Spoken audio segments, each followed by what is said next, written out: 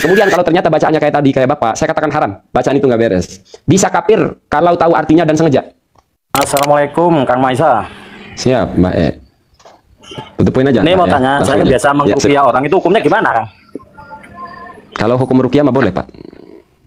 Iya.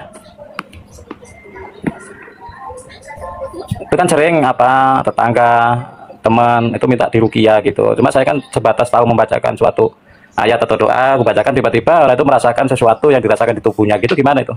Oke, ya satu-satu dulu. Coba saya ingin dengar Bapak ngeruqyah, coba. Saya ingin dengar. Biasanya pakai ayat apa?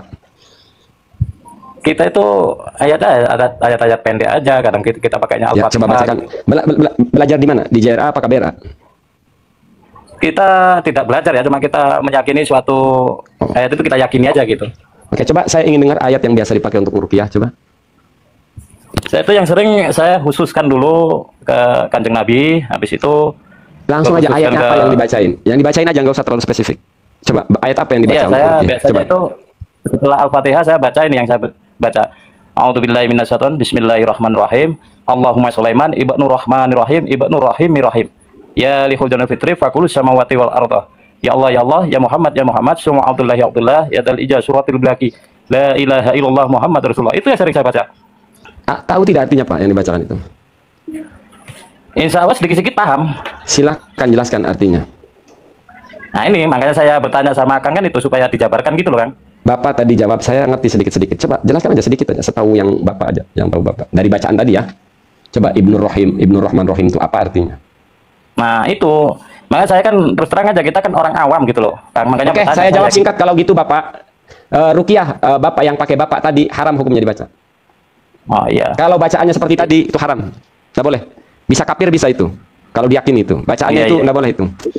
Nggak beres itu bacaannya. Iya. Isinya bisa merusak akidah itu. Nah, saya jawab Kalau bicaranya secara umum, hukum meruqyah boleh, hukum ruqyah. Yang nggak boleh itu yang kita tentang itu adalah kebohongan. Nah, kemudian kalau ternyata bacaannya kayak tadi, kayak Bapak, saya katakan haram. Bacaan itu nggak beres. Bisa kafir kalau tahu artinya dan sengaja. Itu Pak. Karena di situ di bacaan itu sekilas artinya Nabi Sulaiman itu anaknya Allah. Itu bisa kafir. Tapi kalau cuma membaca nggak ngerti, maka nggak boleh, haram. Gitu Pak. Kalau sampai tahu isinya dan langsung kabur, si dukun langsung kabur, langsung panas kan? Kalau itu tahu artinya dan meyakini teks itu bisa kafir gitu yang ngomong.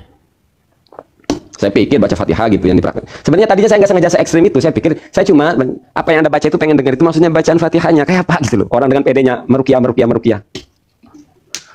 Nah hari ini kan ada orang yang ngaku ya, saya peruqyah, tukang ruqyah, isinya bacaannya ngawur begitu.